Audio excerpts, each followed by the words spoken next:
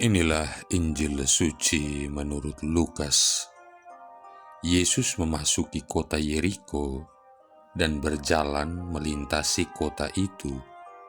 Di situ ada seorang kepala pemungut cukai yang amat kaya bernama Sakeus. Ia berusaha melihat orang apakah Yesus itu, tetapi tidak berhasil karena orang banyak dan ia berbadan pendek. Maka berlarilah ia mendahului orang banyak, lalu memanjat pohon ara untuk melihat Yesus yang akan lewat di situ. Ketika Yesus sampai ke tempat itu, ia melihat ke atas dan berkata, "Sakeus, segeralah turun. Hari ini aku mau menumpang di rumahmu." Sakeus segera turun dan menerima Yesus dengan sukacita.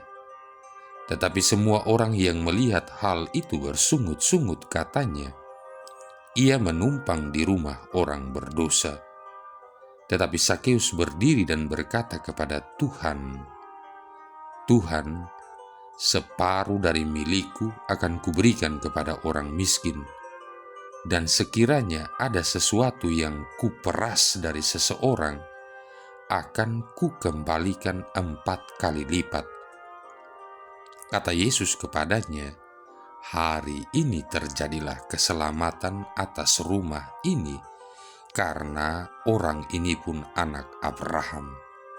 Anak manusia memang datang untuk mencari dan menyelamatkan yang hilang." Demikianlah sabda Tuhan.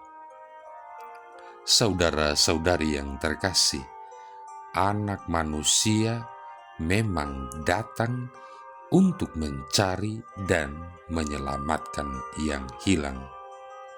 Berhadapan dengan kisah Injil ini, bagaimana kiranya sampai-sampai Sakeus dinyatakan sebagai orang yang hilang? Begini ceritanya. Sakeus adalah seorang kepala pemungut cukai. Dia tentunya ditakuti rakyat dan sekaligus dibenci karena dipandang sebagai seorang pemeras rakyat dan sekaligus kolaborator penguasa Romawi. Sakeus telah menjadi kaya lewat perilakunya yang korup. Dia memeras para wajib pajak, dan pada saat yang bersamaan dia juga sebenarnya menipu atau mengelabui pemerintahan Romawi. Apalagi sistem pemungutan pajak kekaisaran Romawi juga korup, sehingga mudahlah bagi Sakeus untuk membuat dirinya menjadi sangat cepat kaya meskipun dengan cara yang tidak halal sama sekali. Saudara-saudari yang terkasih, sekarang Sakeus merasa bersalah dan ia sungguh bertobat. Ia ingin berjumpa dengan Yesus. Ia ingin berada dekat orang suci yang mengampuni dosa-dosanya.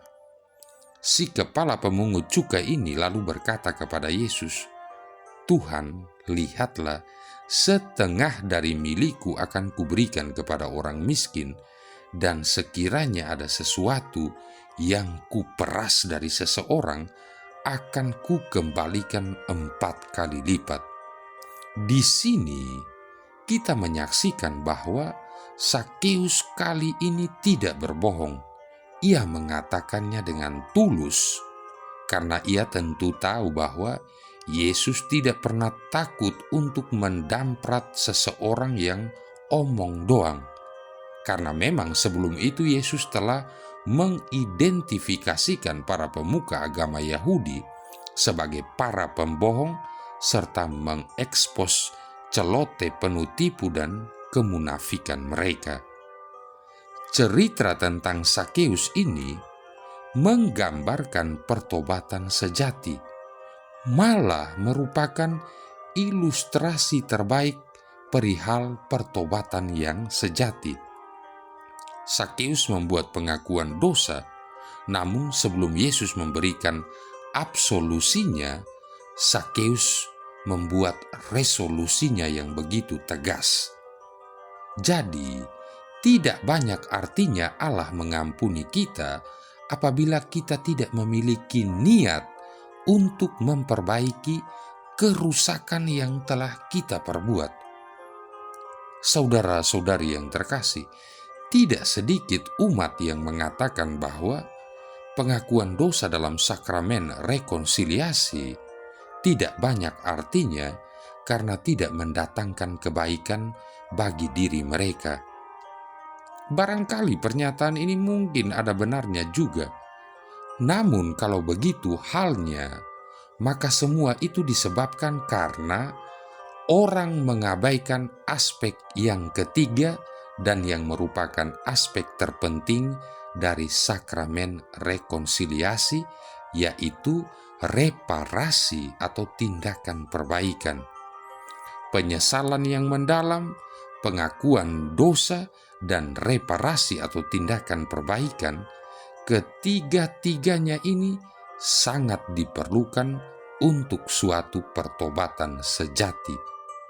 Rasa sedih karena penyesalan yang mendalam hampir tidak riil apabila tidak disertai dan tidak didukung oleh resolusi yang menghasilkan buah-buah yang riil. Kelemahan iman dan kelemahan resolusi hanya akan menghabiskan rahmat yang seharusnya datang ke atas diri seseorang dalam sakramen rekonsiliasi. Pertanyaannya, apakah kita hanya menyesal dan mengakui dosa tanpa ada reparasi atau tindakan perbaikan? Ataukah kita menjalani ketiga-tiganya seperti Sakeus yang menyesal, mengakui dosanya, dan kemudian membuat tindakan perbaikan atau reparasi? Marilah berdoa. Allah Bapa kami yang Maha Rahim, semoga kami dapat melihat apa arti kami bagimu dalam diri Yesus, pembebas kaum papa dan berdosa yang menghantar kerahiman-Mu kepada kami, sebab Dialah Putramu Tuhan dan pengantara kami, yang bersama dengan Dikau dalam persatuan Roh Kudus hidup dan berkuasa, satu Allah sepanjang segala masa. Tuhan memberkati kita sekalian, Bapa, Putra, dan Roh Kudus.